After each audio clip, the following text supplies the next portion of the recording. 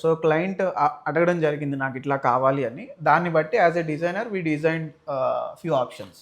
So అందులో clients choose చేసుకున్నారు. Wonderful. So Anu's engineering వాళ్ళే నేను ఒక అందాజగా ఒక 5-6 వీడియోలు చేస్తుంటాను అండ్ కొన్ని ఇయర్స్గా చేస్తున్నాను అండ్ ఇది one of the best thing. Sir మాకు హాల్ అయిపోయింది, నెక్స్ట్ ఏముంది? సో కమింగ్ టు వ్యానిటీ అండి. ఓకే.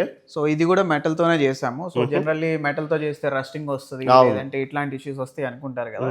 వీఆర్ ఓన్లీ ఇదే కాదు, బాత్రూమ్ స్టోరేజెస్ చేస్తాము, మాడ్యులర్ కిచెన్స్ చేస్తాము. అంటే ఇప్పుడు కామన్ సార్, మామూలుగా చదువుకున్నాం కాబట్టి మెటల్ అంటే తుప్పు పడుతుంది అనుకుంటారు. అవును కదా. అంటే ఎలా మేనేజ్ చేశారు దాన్ని తుప్పు పట్టకుండా ఉండడానికి కోసం? సో ఎనీ మెటల్, బేసిక్గా మెటల్లో స్పెషలైజ్డ్ కోటింగ్స్ ఉంటాయి. రా మెటల్ అయితే ఏదైనా తుప్పు పడుతుంది. ఓకే. ఐదర్ స్టీల్ అవ్వచ్చు, ఏదైనా కానీ. సో స్టీల్ మీద ఏంటంటే మన జీపీఎస్పీ మెటల్లో జింక్ కోటింగ్ వేస్తాం. పైన ఒక 120-200 GSM దాకా మీకు జింక్ కోటింగ్ వస్తుంది. దానిపైన we do the powder coating for the colours.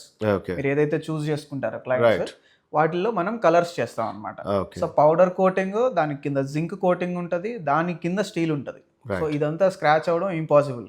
Okay. So దానివల్ల అనేది రస్ట్ ప్రూఫ్ అయిపోతుంది. ఓకే, అర్థమైంది కదా. అదే వుడ్ అనుకోండి, మీరు ఎన్ని చేయండి పురుగునైతే ఆపలేరు, టర్మైట్స్ని అయితే ఆపలేరు.